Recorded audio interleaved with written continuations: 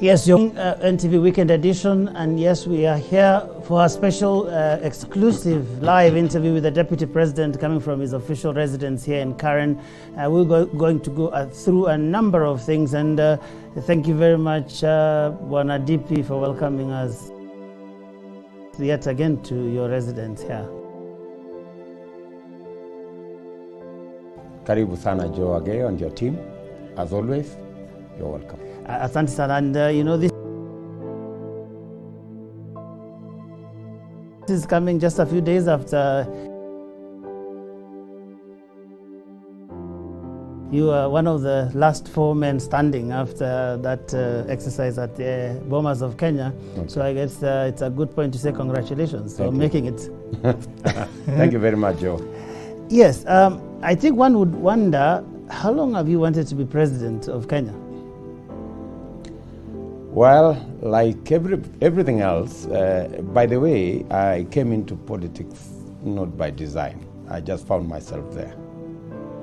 One thing led to another, and I found myself in the middle of it.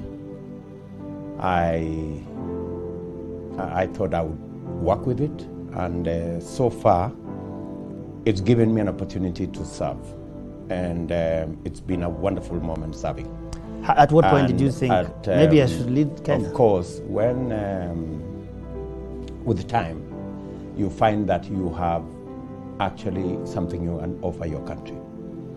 And in 2006, 2005, 2006, it's the first time I offered myself to run for president.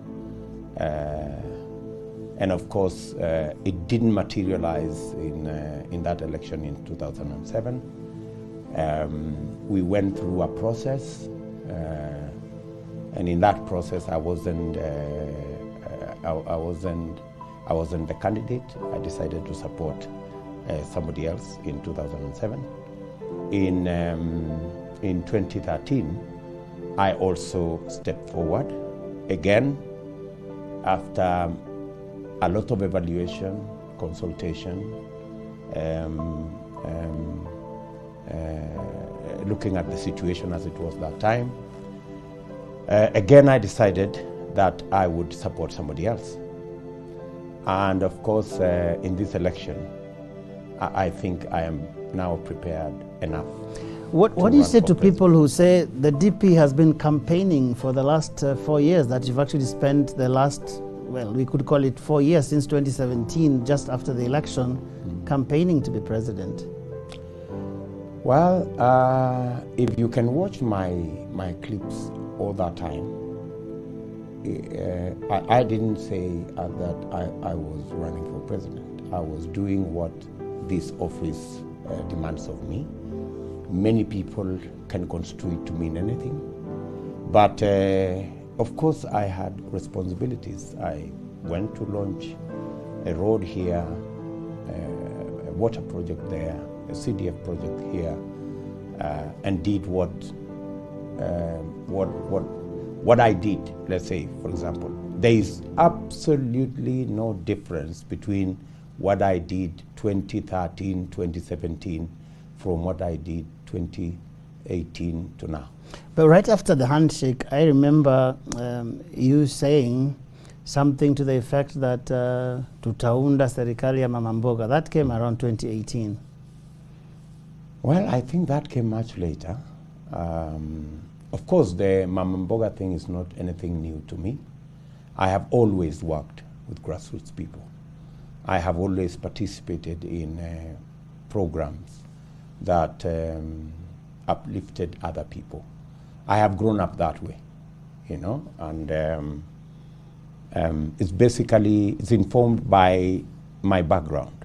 You know, I came from that background. I came from a simple background, and I have a lot of passion in trying to work with other people to see how their lives can be better. A lot of things have changed for the number of times that we've had this conversation, and I like to ask you about you and your boss many times I come, because I mean, you're still the deputy president, and you tell us that many times. Where would you say that stands now? Especially because that's true. Especially because right now your boss is supporting someone else for the presidency. Where does that relationship stand today? I would have preferred, Joe, that we discuss my candidature. But because you've asked, my candidature has nothing to do with Uhuru Kenyatta. When I decided to support Uhuru Kenyatta, and I have said this before, when I decided to support Uhuru Kenyatta, it was a decision I made, and I didn't give him any conditions. I did not expect of him to do anything. I did not, for example, tell him that I'm supporting you this time round, you can support me the next time. I did not do that. It's him who offered that because you are supporting me, I'm going to support you. He's an adult. I'm sure he can decide, he can change his mind. That's perfectly in order for me. And the rest is history. He is supporting somebody else, like any other Kenyan. There are millions of Kenyans supporting either side of this divide. And that's perfectly in order as far as I'm concerned. You know, what would be puzzling to many people, Bwana DP, is the fact that you have said, I mean, pursuant to that executive order of 2020, that he took your job and gave it to someone else. When is the last time you were really deputy president in the true definition of that role in the Constitution? I think post-handshake, of course, things changed post-handshake. And clearly, my influence as deputy president, my roles, my input in government significantly was in our first term. Of course, in our second term, with the handshake, it became a lot What different. was left? It became a lot different. What was left? Like, what are the functions that you have still been performing? The functions that remained was maybe something to do with dealing with the counties, making sure that the IBEC roles that are in the law, the advice once in a while that was expected of me, which I gave. Once in a while, assignments here and there, which were given to me. And of course, being a public officer, I can figure out what else I can do as I wait for other assignments from my boss. And I did exactly that. Worked with many of the other public servants, worked with many of the other politicians in the public space, you know, profiled what we were doing, and did what a deputy president would do.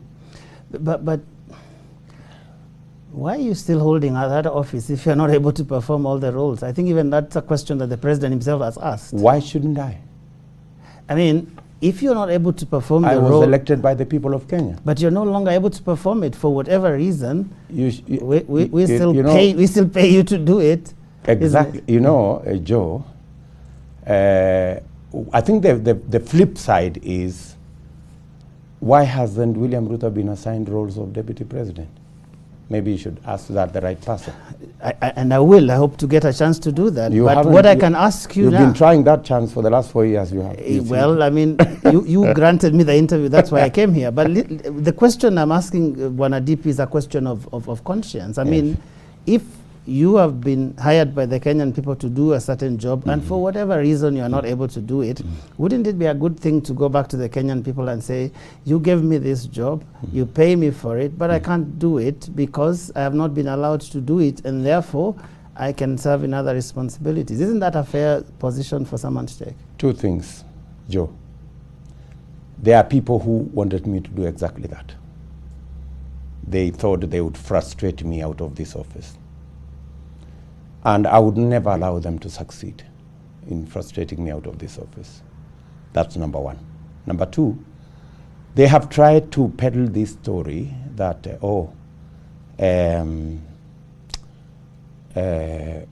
William Ruto has not done his duties in accordance with the Constitution. I have asked them, and I will ask them on this forum, which responsibility, which duty, which assignment was assigned to William Ruto that he has not discharged, right? So that's the question that they need to answer me. You know, you cannot tell me that I need to resign because I have not discharged the responsibility of the deputy president. Which assignment is outstanding that was assigned to me by the president or by the law or by the Constitution that I have not discharged? To the best of my knowledge, every assignment, whether it is assignment by the law, whether it is assignment by the Constitution, I have discharged those responsibilities. And any assignment that has been given to me by my boss, I have discharged it, and I dare say, to the best of my ability and in the best way possible. So there is absolutely no reason why anybody would ask me to do anything or to act in any other manner than I have acted. Wouldn't the reason be that you're unable to perform those roles, but you still hold the office? How was I unable? Has anybody told you we assigned William Ruto this and he did not do it? You've said that you have been unable because they have been given to someone else. No, I'm saying, but that has been done. But has any assignment been given to me that I have not discharged? Do you think perhaps that the framers of our constitution should have made it easier for the president to fire his deputy in case there are irreconcilable differences such as what we have now? I don't think so. Because it is dysfunctionality, isn't it? I don't think so. I think what the framers of the Constitution did is exactly the right thing. That when Kenyans decide to elect a deputy president, and Kenyans were very clear. If they wanted a deputy president to be appointed and fired, they would have done so. But Kenyans decided that they want a deputy president elected together on the same ticket with a president. And that deputy president should serve and cannot be fired by anybody.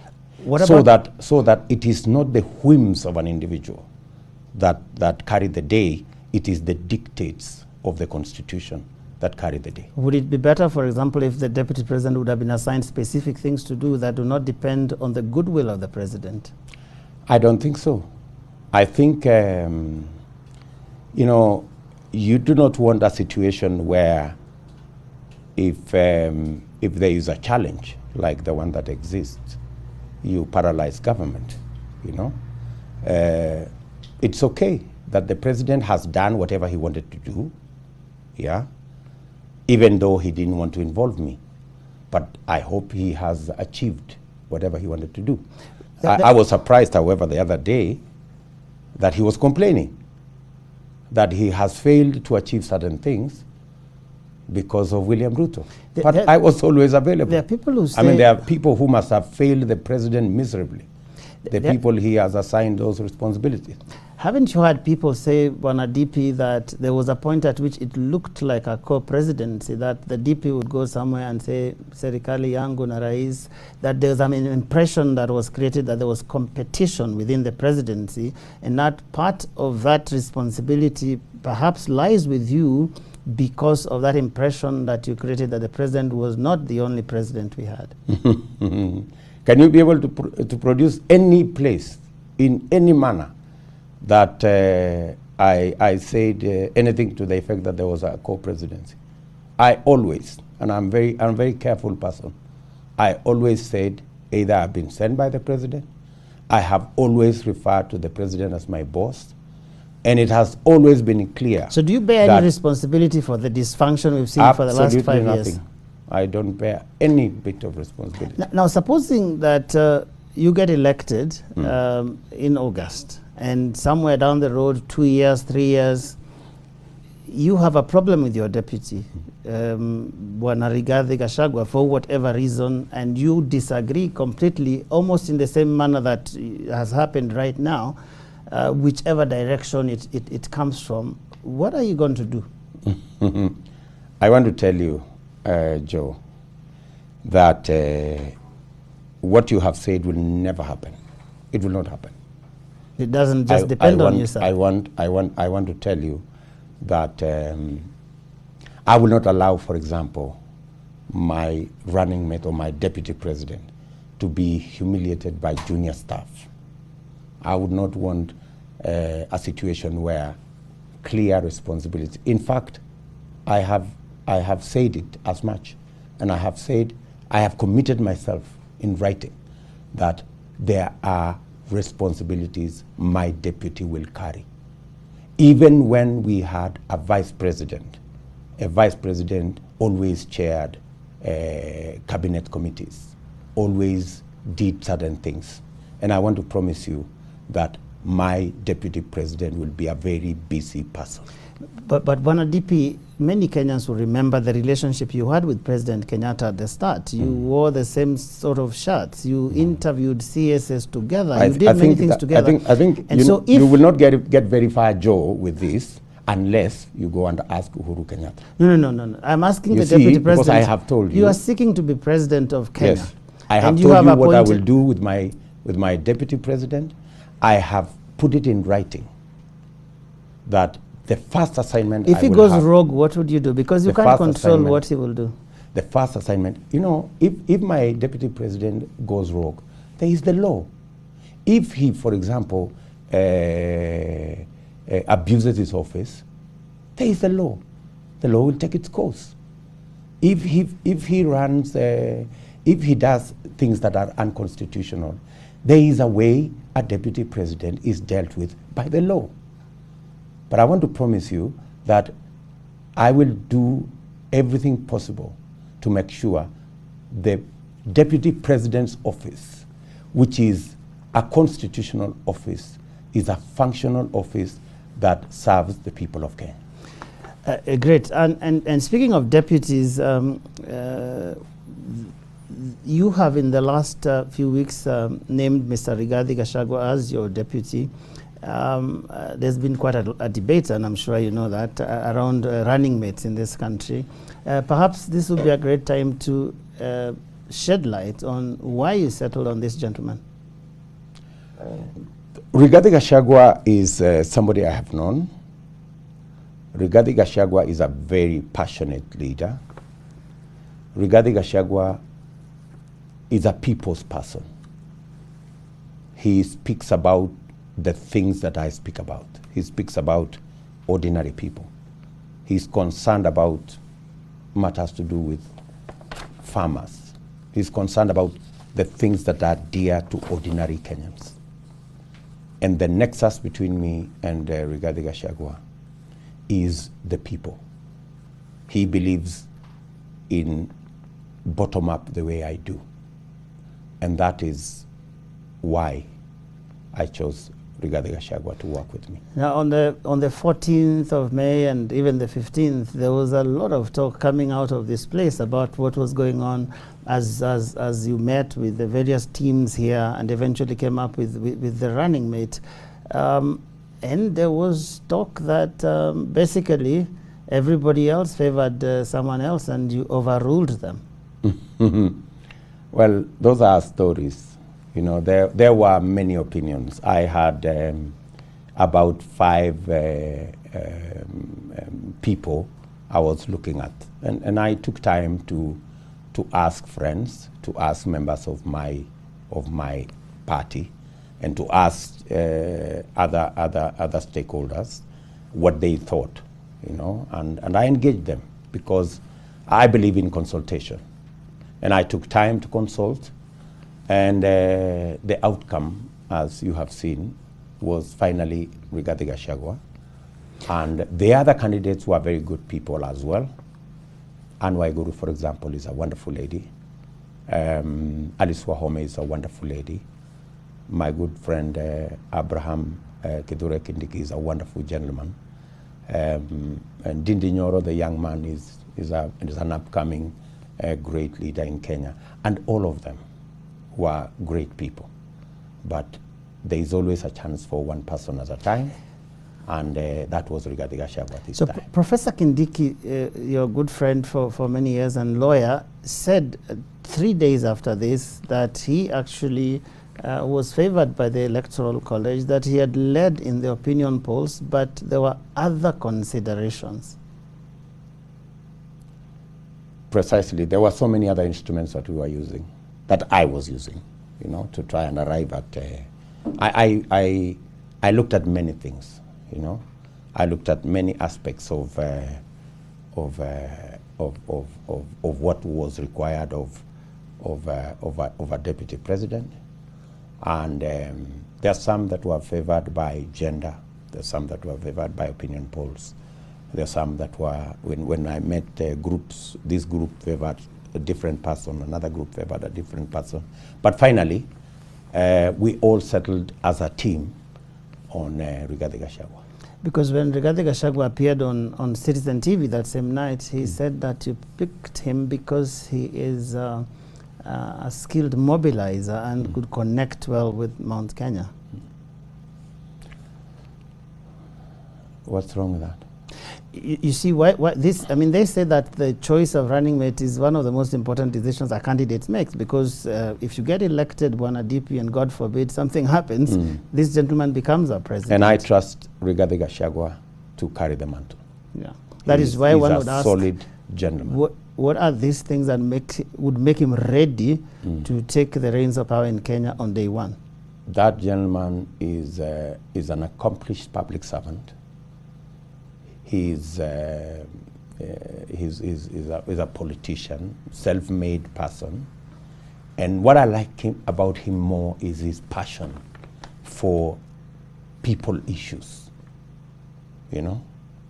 That's really the challenge we have in our country. The challenge we have in Kenya is so much about leaders who are passionate about ordinary people. And Rigathi Gachagua is one of those Kenyans who is passionate about ordinary people. Now let's talk about the general election that we will have in less than 60 days. And you have been saying a number of things, but let me ask you a direct question. Do you believe that the elections that we will have on the 9th of August will be free and fair? I believe they will be free and fair, barring anything happening in between. You know, there's been all manner of attempts to derail that election. There's been a lot of, you know, talk, or, you know, William Ruto will not be in the ballot. How? Nobody tells you. Oh, William Ruto will not get to 2022. How? Nobody tells you. Okay. That, if I recall, was said by Francis Atwoli. Surely you wouldn't say that's an attempt to derail the elections. Why not? He is just another citizen. Anybody can say anything on the street. I mean, oh, you think so? Does Francis Atwoli have power to derail the elections? Are you saying Atwoli is a street person? Can he derail an election? I just want to be sure. Maybe I don't know some powers that he has. No, do you see him often around the powers that be? So you believe that Francis Atwoli can derail the election? Do you see him around the powers that be? Do you take that statement? I see you there too. Do you take those statements? Do you take those statements lightly, especially when they are said in front of the president? Do you think those statements should be taken lightly? But anyway, so we've moved on. There's been attempts at to remove the IEBC commissioners, which again did not happen. There's been attempts to interfere with the voters' roll. When I said that close to 1 million voters were transferred this way, that way, people thought it was a story. But the IEBC has had to confirm that indeed there was an attempt. Some voters were moved here and there. And in fact, some people, some officials of IEBC have been removed because of that attempt. But the IEBC itself, when at Bomas of Kenya, actually said that the audit had revealed those things, and that is why there's an audit. That's why they were dealing with it. Absolutely. And you actually said it was your supporters. I wonder how you knew that. But when they told you that it was largely people in central Kenya and people in Rift Valley that were affected, what does that tell you? Is that where your supporters are? It doesn't Is that require, where your supporters are? It doesn't require rocket science. Is that where your supporters are? It doesn't require rocket I've seen science. everybody campaigning in central Kenya. So would you say that if anything happens in the Rift Valley in central Kenya, that is William Ruto supporters? Unless you don't live in Kenya. If you live in Kenya, you would. So you are playing your politics based on the economy, based on hustlers and all these people who are struggling to make it in life. And that's why one would be puzzled to think that you would see certain regions as your support bases. It's you, the media, who keep saying that. I thought you are the ones who keep saying this is William Ruto region, this is so-and-so's region. So you are confirming that Central and the I'm Rift just Valley are your regions? I'm just saying what the media is saying. You see, this is a serious thing, Bwana DP, because when a person of the Deputy President's stature says that there is an attempt to move his supporters from different places to interfere with their place in the IEBC role, there really needs to be solid evidence. That's what I am really trying to drive. But that's what I'm telling you. That they are your supporters. The IEBC themselves have confirmed it. They didn't confirm they were your supporters. They confirmed, yes, the audit revealed movements of voters, isn't it? Yeah. So if you don't think they are my supporters, it's fine. If it's for me to think they are my supporters, then that's my opinion. Because you don't think they are my supporters? You don't think I have any? I don't know who they are. I don't know who your supporters are. I have any supporters in Central? I don't know who your supporters are. You don't think I have any supporters in Rift Valley? And that is the same thing I'm sure your competitors would say. They have supporters elsewhere, isn't it? Okay, so I mean, it's for them to choose where they want, what they want to say. Okay. Yeah. Great. So you have said there are those attempts, but you've also said that nobody can steal your votes. What does that mean? It just means that they cannot steal it. They've been trying to peddle stories left, right, and center. That, oh, you know, they have this thing called the deep state. They have this something called the system. And they have been busy. In fact, the only two frontiers my competitors now are left with to work their politics is to try and cook opinion polls and to try and spread this thing about stealing the election. That's the only thing they are left with. Everything else, they neither have an agenda, they neither have a program. Whatever they try to put together is faulty. It doesn't add up. Yeah? So what this election is about, Joe, you know, it's not about all these things people are talking about. This election is about the economy. This election is about the economy. And the only people with a plan on the economy is Kenya Kwanza. At this stage, and we have a credible plan. We have sold that plan to the people of Kenya. The people of Kenya have bought that plan. Our competitors try to plagiarize our plan. They try to take bits and pieces of our plan and try and cook something, but it's faulty. And we'll talk about your plan in a moment, but the reason I think we need to discuss this issue of the safety of the election, because people have fought in this country before about the results of election, about the process. A whole presidential election has been nullified in the last election. So from where you sit, are you worried that something might go wrong with the election, that someone might interfere with the results of the election? I am not worried that they will interfere, but they will attempt, but they will fail. They will not succeed. They have already made attempts, as I have told you, but they have not succeeded. I am very confident that finally, unless something drastic happens, we will have a credible election. Now, one of the latest complaints from your party is the involvement of cabinet secretaries in what you see as partisan politics. What is the problem? You just need to read the law. The law is very clear on what cabinet secretaries can do and cannot do. In fact, that is why we have formally written so that, this is a country where you make choices. If you are a public servant in a certain category and you want to participate in politics, you just do the right thing. But if the law says you cannot support any side in an election, that's the law. But they also, unless you change the law. They're also quoting the law. They are saying that the Leadership and Integrity Act, Section 23, says an appointed state officer other than a cabinet secretary or a member of a county executive committee shall not, in the performance of their duties, act as agents of a political party and all of that. And they're saying that there is an exemption in the law. So the argument we're having here is where you say the law is clear, but they're also saying this is the law, and they're reading the Leadership and Integrity. So are you arguing on their behalf? No. I am just making sure that what we are saying is actually accurate. But you see, what we have done, we've done the formal thing. We have written to the institutions. Let the institutions interpret. Let the institutions tell us this is what the law says. But we have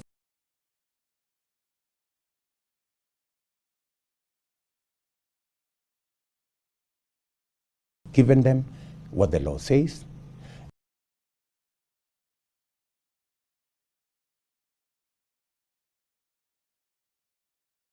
Position, cabinet secretary is getting involved in politics. And I remember very clearly, there's a famous statement you made, wachana na Matiang'i, ukitaka kubishana, bishana na mimi na Rais Kenyatta. So was it right then? What has changed, or how could it have been then? You need to contextualize what the situation was at that point in time. Yeah, we need to contextualize what the situation was at that point in time, Joe. And I think we are, to the best of my knowledge, we are now discussing trivialities. I think the most important thing that the people of Kenya want to make is they want to understand the choices they have in this election. I think really, Joe, you're running for president. We would spend this time better if the people of Kenya can understand from William Ruto and Kenya Kwanza what is in it for the Kenyan people. That's precisely why we've gone bottom up, because always the discussions we have in this space is about us. It's about William Ruto and Raila Odinga and the big boys. Where is the Kenyan person in this? You see where the Kenyan is, sir. I think where the Kenyan is. Where we need to go with this interview, quite honestly, is for the ordinary person watching me. They want to know, William Ruto wants to be president. What is in it for me? Because politics is about interest. But let me tell you, Joe, want to know why. Let me tell you, Joe. Why you were supporting this the other time, and now you're opposed to it. Isn't that something they want to know? Even Jesus Christ, if I can, I know you are a good Christian. In Matthew, I think 17:29, his disciples, when they were following him, they asked him, we have left our families. We have left our businesses. We used to be fishermen. We've come to follow you. What is in it for us? Disciples of Jesus Christ. The people of Kenya wants to know also, as they go to the ballot, what is in it for them?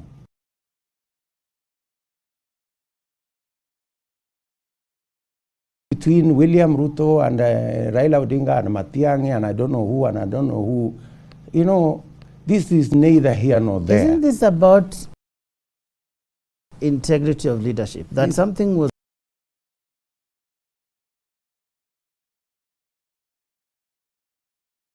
okay 5 years ago, and right now it is not. And I think we need to look at the context. What was the context of my statement that they didn't campaign. What was the context of my statement in that situation? They were and what am I saying today? I am not saying it's my word versus theirs. I am saying let's follow the law. It doesn't matter what it was 5 years ago. If a wrong or two wrongs do not amount to a right, you know, if it was wrong then, it is wrong now. Do you regret supporting them then? Supporting who? Matiang'i and Musharu I don't remember. I don't even remember what the statement you're talking to me about. You needed to have told me in advance so that I can refresh myself. What was the context? What did I say? It was in what situation? But, you know, unless you just want to fault me to say I was right then, or I'm trying to be wrong today, or what are you trying to say? Now, one of the other things that have come up is the whole thing of NIS. I heard you talk about it the other day. You've also written about it, because these are issues related to the election. Are we ever going to talk about the real issues of this election? Yes, we will. Or we are going to discuss NIS and the ministers? And let me tell you, Joe, let me be honest with you, with a lot of respect. I want to discuss bottom up. And you will. I want the people of Kenya to understand how is their life going to change. You know, in every very long time, we have made politics the business of the elite. My good brother, it's time that ordinary Kenyan comes to the middle of the equation. And that is why this election is about the economy. This election, the face of that economy is that Mama Mboga. The day, my good brother, we begin to discuss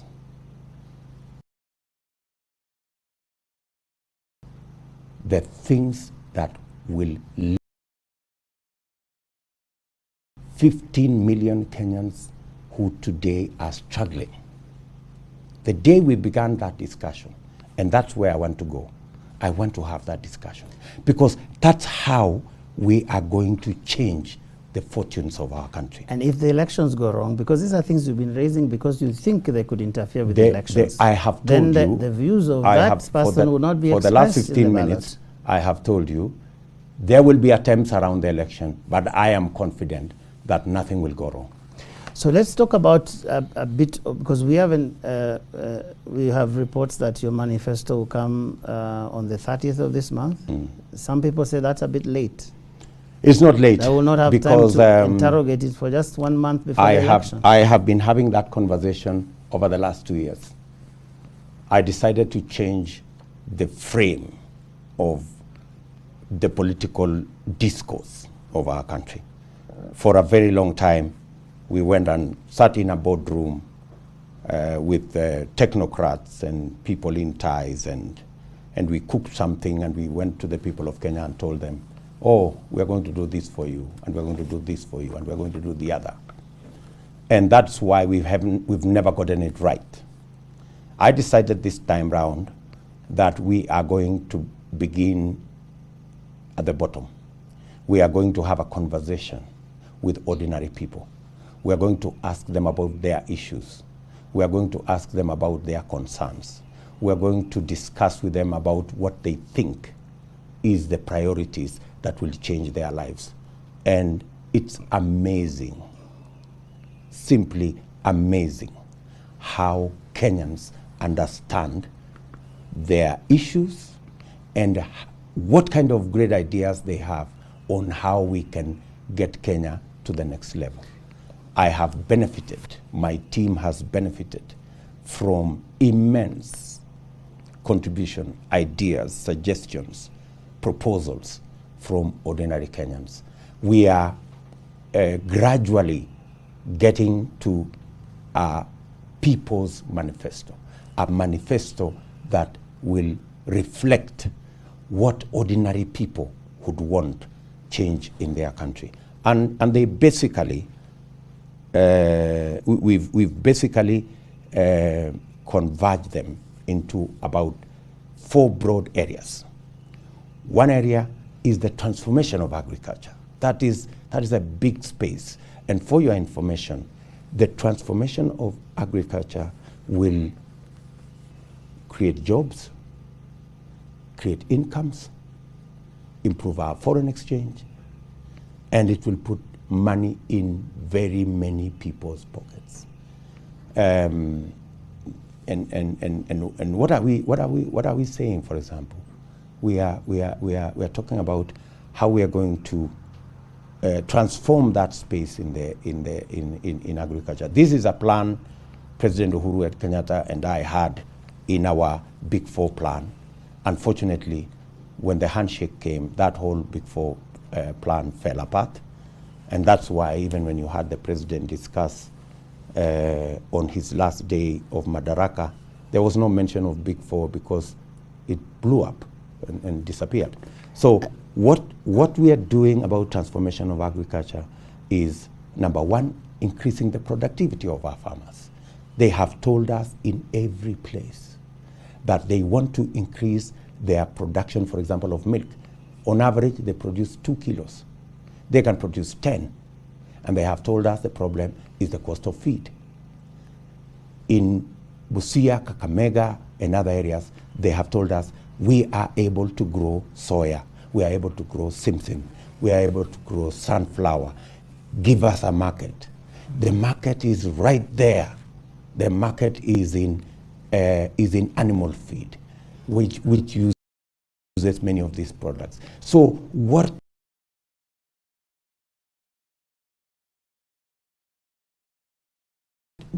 is required is just a connection between the people. Conversation that we don't know whether it will be ultimately in that document, because mostly what the manifesto is this is what I'm presenting to you as Kenyan people, interrogated. This is the basis upon which you elect me. But here, if we have only 1 month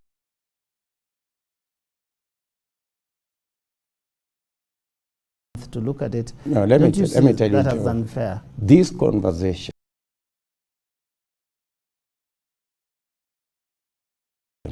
is not a 1 month conversation. I decided to make it a 1 year conversation. We've been having this conversation with Kenyans in every to sign a county charter, county by county, on what their priorities will be, on the investment areas they want us to invest in. And for every county, I will have a county charter.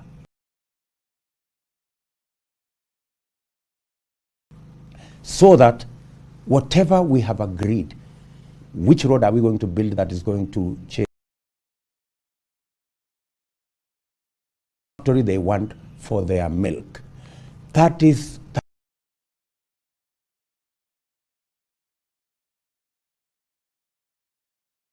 the conversation, and that is what is going to change Kenya for the better. Let's talk about a charter that you have already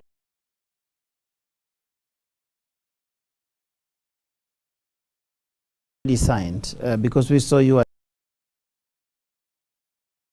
the Nyayo Stadium the other day with a section of Kenyan women. And in 90 days.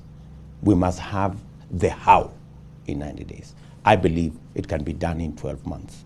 We will have the how, we will have the mechanism put in place. In fact, that's the word. We will have the mechanism, and within 12 months,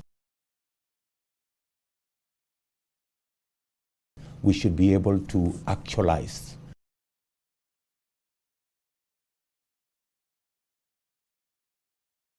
the two-thirds gender. We've tried for 20 years. There have been the Chepkonga Committee, there's been Judy Jenny, there's been Duale 1, Duale 2. We've never made it. What is this magic? What is this trick that you will have a formula in 90 days? We will have a formula in 90 days. We've had gallant efforts, so much so that there was a time that those efforts in Parliament were supported by yourself, by President Kenyatta, by Raila Odinga, and still it didn't come. What is this thing that will happen? My good brother Joe, when I make a commitment, I think through it. I have made that commitment to the women of Kenya. I intend to deliver. Do you have some snippets of what in 12 months that formula might look there like? Are already several steps that we've done. There is a Cholet bill that is already in the offing that provides a mechanism, even without having to change the constitution, that we can accommodate women leadership and attain the two-thirds gender rule. I have made a commitment, for example, that to even kick off that journey, I will be appointing, by God's grace, half the cabinet to come from women. There are several other administrative interventions that can be done to enhance and to actualize the two-thirds gender rule in elective appointments. That is a possibility. It's not far-fetched. And beyond that, we are of women.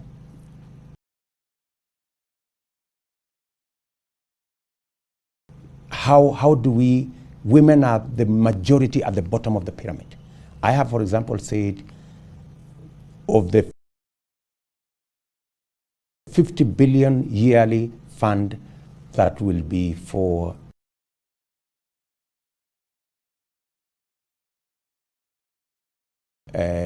micro and small enterprises, 50%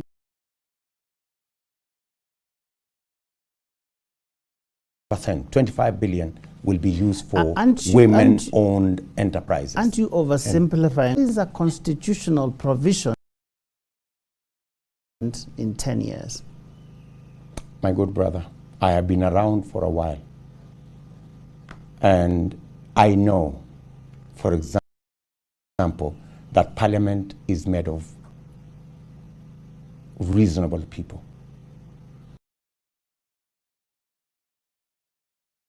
The level of engagement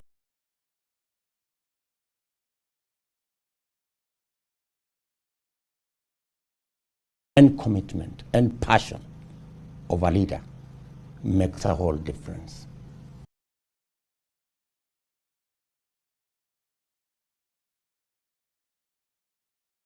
It is possible to persuade Parliament to have a bigger say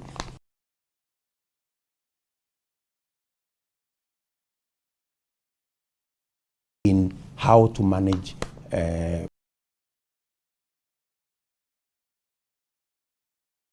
political elections.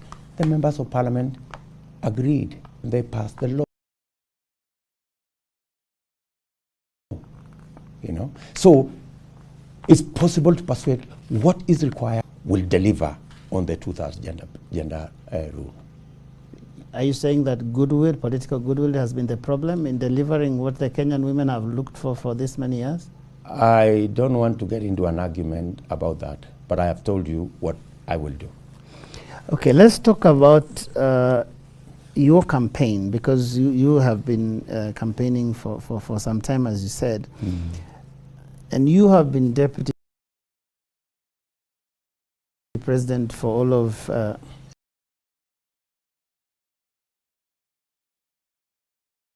9 years. Yes. And there are many times that you will talk about some of the things that you've achieved. Yes. There are many times you criticize things that have happened or not happened. What part of the Jubilee record do you take responsibility for? The one I have been responsible for. Which is?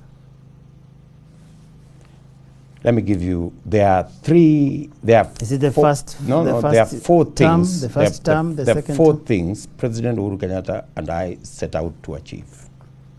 Number one, in my boardroom here, the boardroom in this wall, behind this wall, we sat down with the Ministry of Roads. And I remember asking the question to Michael Kamau, our first CS for roads, when we were interviewing him, what he is going to do to reduce the cost of road construction. I remember asking him in the interview. I know Michael Kamau is listening somewhere in Kenya today, and he will confirm. They sat in my boardroom here. We sat here many hours with Michael Kamau, engineer, with Mosonic engineer, with engineers from Kera, to achieve 10,000 kilometers of tarmac. You heard the president say, we achieved 11,000. We worked with it, and in fact, I can tell you that the decision to change, to create different categories of road construction was made in my boardroom here. Mm-hmm. Number two, we decided that we were going to increase our electricity generation and connection. Again, I can confirm to you that we spent many hours with the Ministry of Energy. Of course, with the concurrence of my boss in my boardroom here, to work it out with Charles Keter, Engineer Njoroge, and others. And finally, and the MD called Chuma, finally, that gave us the opportunity to increase our electricity connection from 2.3 million shillings in 2013 to almost 8.9 million connections today. We made the decision against the background that I had come from the Ministry of Higher Education, that we were going to change our education profile so that we move more people towards technical education. This is a program I had started at the Ministry of Higher Education when I was there for about a year. And that program has now seen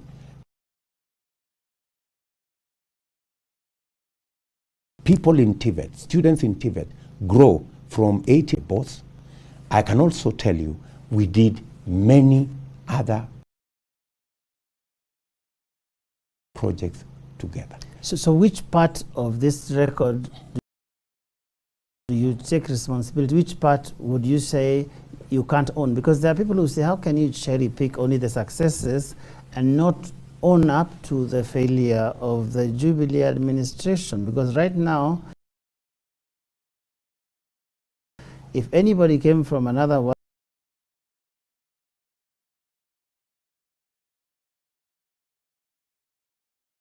world into this country, they would think that you are an opposition candidate. You've never been us with foreign experts to craft the Big Four.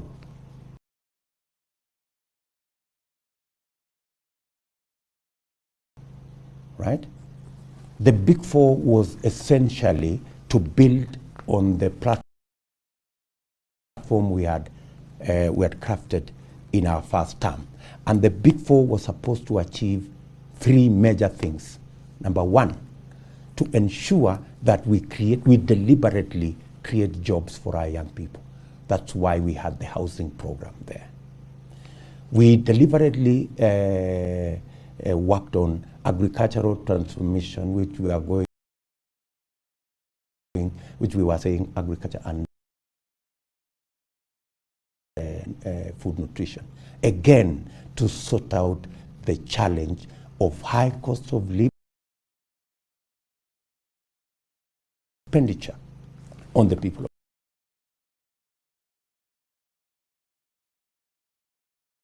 It's a major plank in ensuring that this country grows. Yeah. So that was supposed to be achieved. It did not happen. The third issue was universal health coverage. You know,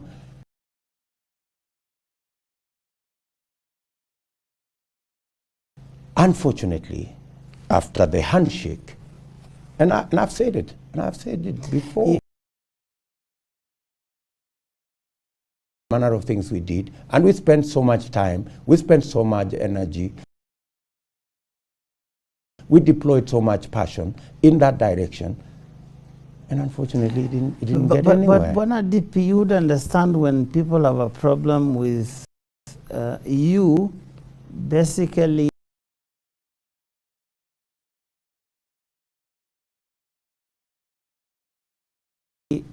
owning to the good things that happened, yet we saw corruption in the first term of Jubilee, where NYS, whether it was the hustlers jet, as they called it, whether it was the hustlers jet is a creation. Whether it was creation of the media. Whether it there was no hustler jet corruption. There was nothing. Well, Edward, it was investigated by everybody. The Auditor General released a report. Yeah. But even if you were to talk about that, the Auditor General himself said of that 5 years that 30% of the budget could not be accounted for. Surely, what part of has never been cancelled? And the talk of corruption and the talk of everything, it is still a live contract, because there was absolutely nothing wrong with Kimwarer. It was signed alongside all the other programs. So what I am trying to tell you is, okay, the statement that was released by the government, we are being told about those dams, that absolutely. The statement that was released by the government said that they were neither technically nor financially viable. That is what even the president himself, the statement that came from if the statement by government is true, why hasn't the contract been cancelled? You should tell me. You are part of that government. I don't work in government. You are part of that government. Your answer, your answer is, of course, as good as mine. So what I'm saying, sir, is this. Are you saying that William Ruto can only take credit for the things that worked in the Jubilee administration, but is totally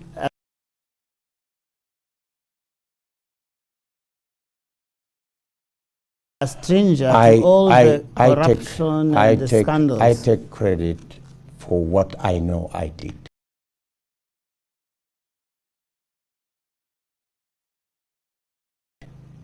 Yeah, right?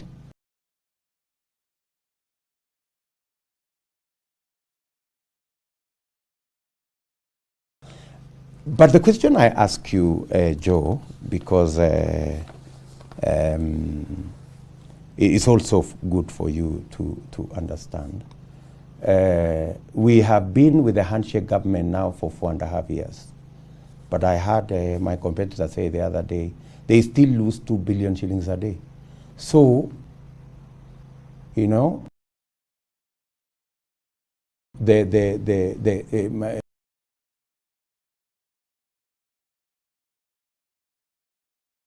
money was stolen from KEMSA, the COVID billionaires going on in Kenya to try and derail the real issues that will inform this campaign. And I want to tell you, the real issues that will inform this campaign are, number one, who has the plan to reduce the cost of living?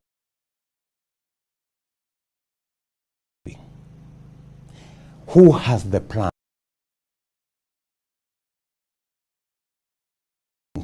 of the 10 million people who are joining the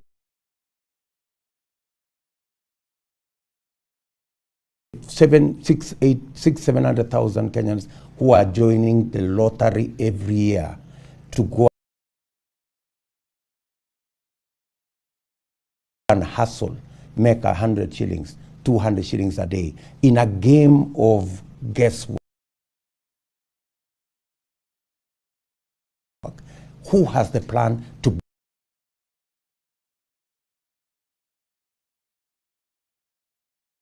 The stadium is the only thing you can talk about. We'll not do five. No, why don't you talk about the roads we promised we deliver? No, let's talk about the stadiums for a moment, because that was never done. We are going to talk about the stadiums. That was never done. We are going to talk about the stadiums. Of about 7 issues we promised, we delivered 6. Maybe the stadiums delayed. But I want to tell you,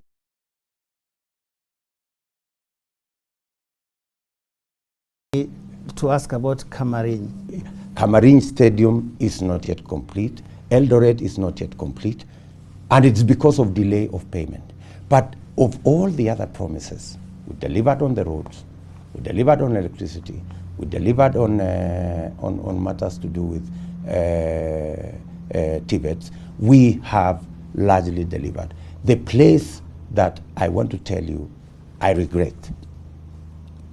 That was going to be my question. But we have not delivered. Do you regret making that promise? That we have not delivered is on the Big Four. That's where we've not delivered. Now let's talk about. And it's really something that I am very passionate about, because that is where the real transformation of our country would be. And that is why, Joe, today, as I sit here with you, and as millions of young people in Kenya listen to William Ruto, I want to tell them, we have a plan on making sure that the millions of young people out of school, it is possible for the government of Kenya, it is possible for us to build sufficient programs, deliberate, not guesswork, deliberate programs on creating jobs using housing, using agro-processing, using value addition, and the whole array of manufacturing. And I have clearly spoken to areas that we will invest and we will create those jobs. The biggest problem we have is that those people who sabotaged the Big Four, sabotaged our housing plan, sabotaged our plan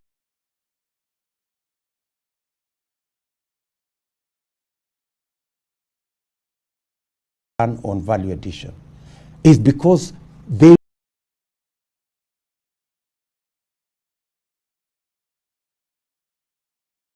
want a situation where we have all these desperate young people.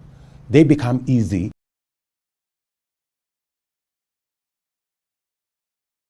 jobs. And then, because there is an election, you have now rolled out a kazi mtaani thing. You want to pay young people. They're not serious. You are aware that the kazi mtaani thing is being rolled out. It is in the public domain. Yeah, it's been going on. But, no, it's not going on. It's being rolled out now. It is because there is an election. And it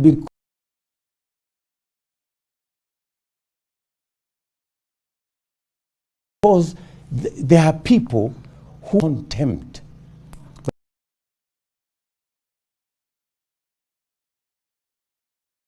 But in fairness, Bwana DP, the kazi mtaani thing has been going on for a while. And even the other day when you had a meeting with the EU delegation, you actually talked about it very eloquently. Correct. What is the most radical thing you will do to deal with corruption if Kenyans elect you in August? 3 things. Number 1, I will make sure that on day 1, I will operationalize the Judiciary Fund. The Judiciary Fund will do the following. The Judiciary Fund has not been operationalized because there are people who want to keep the judiciary on a short leash. The Judiciary Fund will give the judiciary the latitude, the resources, the capacities to hire staff, as many judges as they want, as many magistrates as there are for them to do a good job. It will give them the opportunity to get justice delivered in a shorter time, whether they are corruption cases, whether they are whatever cases. Corruption case that takes 14 years, 15 years is not a corruption case. You know, corruption cases should be delivered sooner and faster and much more efficiently. The Judiciary Fund will do that. Number 2, I will make sure that the whole chain of the criminal justice system, starting from the EACC, the DCI, the IG, have operational and they have financial independence. Today, there is absolutely no reason why the IG has got to go and kneel before the PS, Office of the President, for them to be funded. There is absolutely no reason. The law says the IG should be given an accounting officer, an independent budget, where the executive should be able to demand, where Kenyans actually should be able to demand from them. Why hasn't this happened? Why hasn't this happened? But because there are people who want to control what the DCR does, what the EACC does, what the IG does, you control it by using money. That we are going to fund you as long as you do X, Y, and Z. And number three, Joe, I will step back. The reason, and build the institutions. What does step back mean? I mean, step back from interfering, you know. In fact, there is only one thing that Chief Justice, and I've said this before, Chief Justice Mutunga said that he was very happy with Mwai Kibaki. The phone in his office never rang. Yeah? Because the president allowed him to do his job. Let me tell you. Would you appoint those six judges that were... Of course, day one, I will. I will appoint them. Let me tell you, the reason why even presidents in a place like Korea, even prime ministers in a place like Israel are taken to court is when institutions are working. That is when everybody is held to account. But when the president is the one giving us lectures on who he will arrest and who will charge and who will do what, it means he himself is untouchable. There are people who listen. We must build the institutions so that the institutions make sure they deliver on their mandate. There are people who listen to you tonight, Bwana DP, and they will ask, is this the same person who has spoken in a certain way about the judiciary? I mean, for example, many people remember when they nullified the election, some of the things you said were to sita wanakama hali, overturning the will of the people, yet that's something that the Constitution mandates them to do if they so see fit, depending on the evidence they have. What assurance do you have today that you actually respect the judiciary when in the past there have been statements that suggested that you actually did not hold it in such high regard? Let me tell you.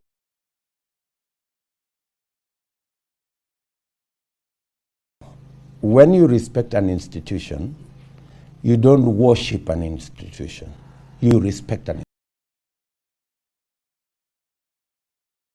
institution. And some Paul, fervent supporter of KANU then, he told me, young man, when you support a party or when you support a government,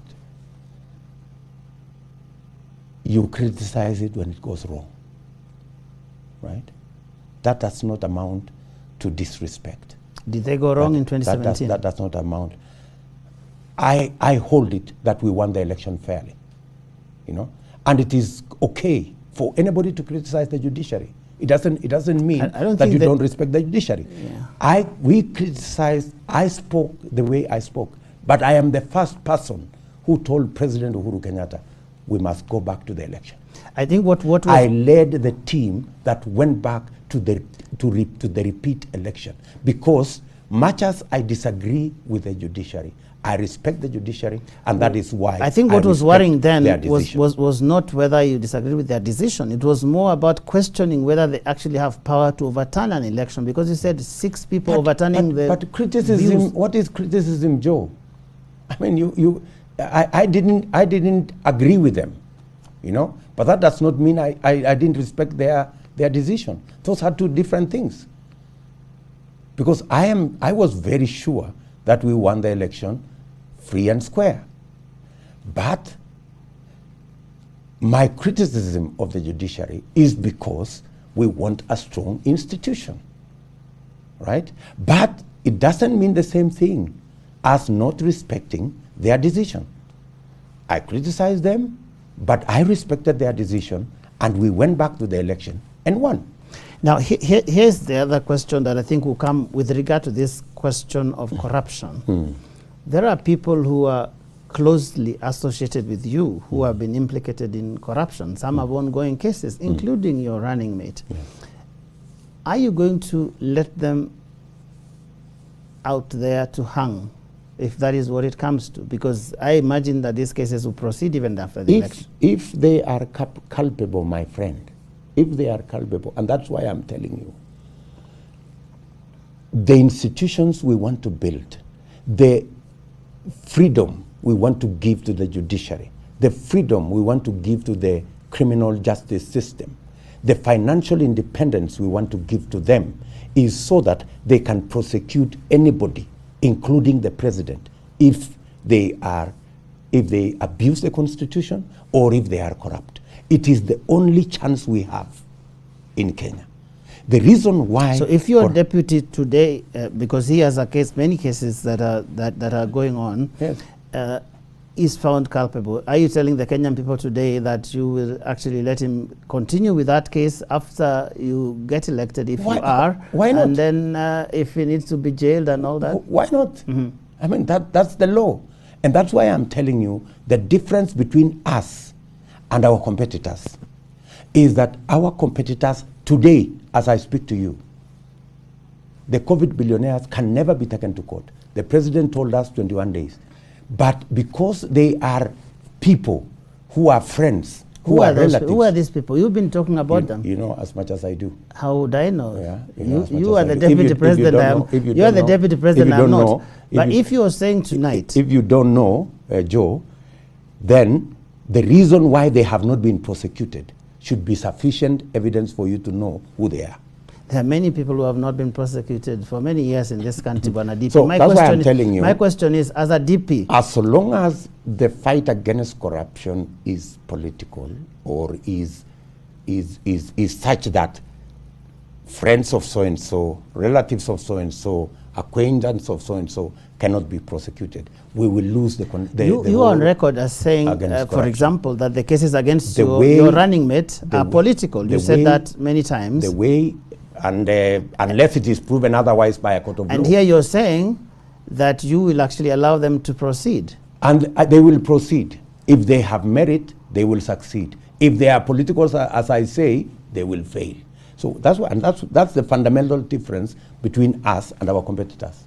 Our competitors believe that the fight against corruption should be by individuals against whoever they don't want.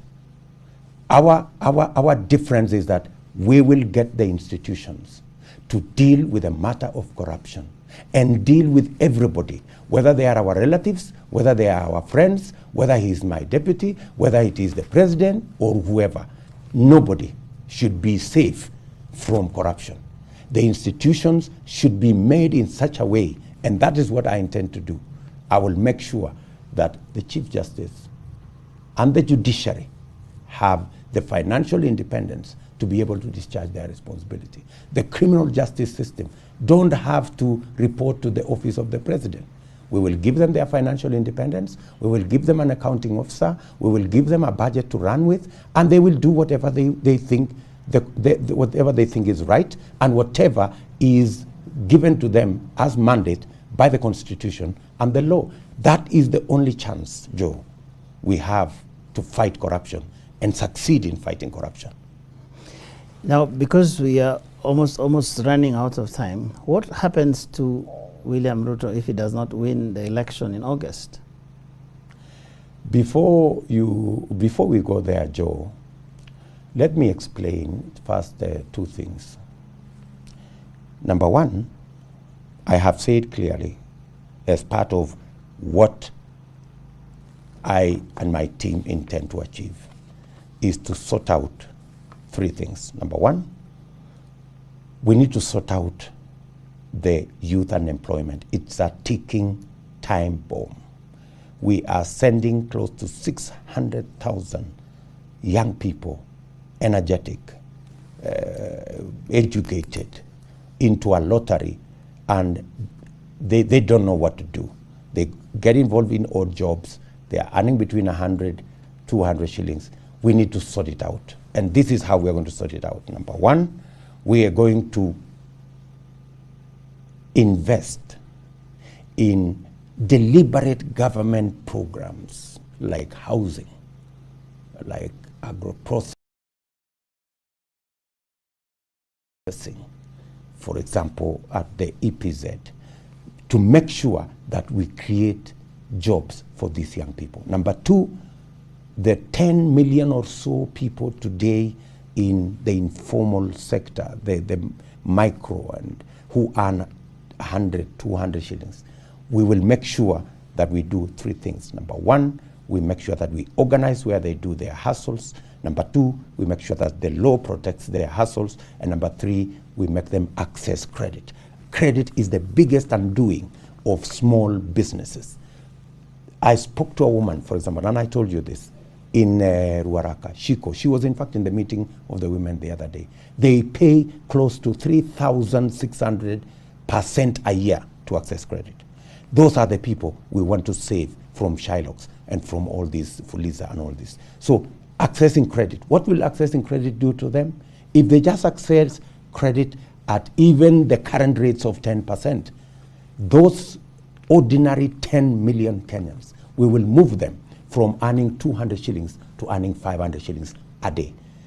This economy in 10 years will double. What are we going to do? We are going to make sure, for example, that we sort out the whole space of health by making sure that we conceptualize and drive universal health coverage. Today, you, Joe, in the middle class, you are the people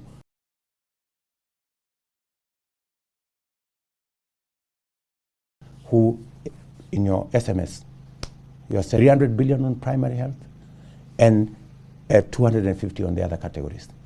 We will make sure that every Kenyan, including you, Joe, who today pay insurance, we will remove those exclusions that you can only access, you cannot be treated for cancer, you cannot be treated for this.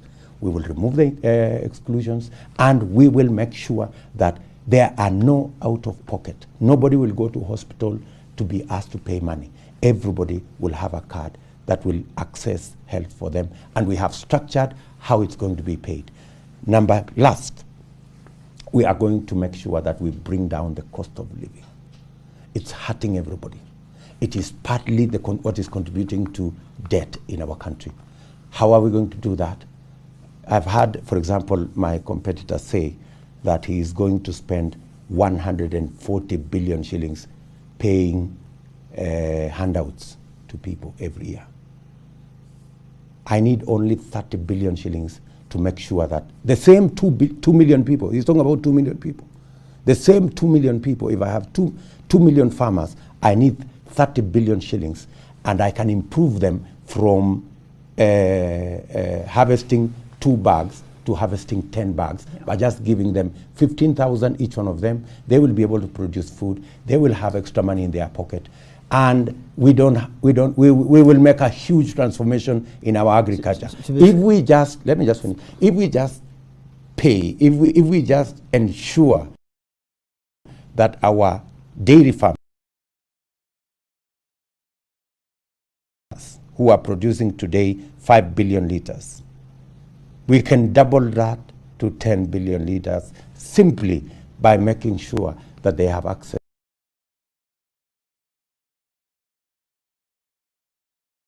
to animal feed. That, let me tell you, Joe, the moment to transform Kenya is now. Yeah. It is not tomorrow.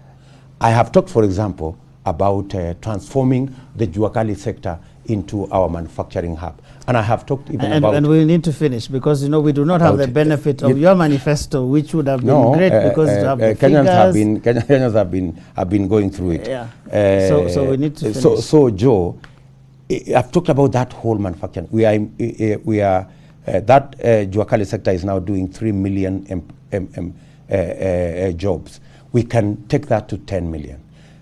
Speaking to the subject of the whole of that array, the furniture array, the furniture space, the textile space, the leather space, that is huge scope that will create jobs, it will create wealth, it will put money in people's pockets, and it is so different from what our competitors are saying.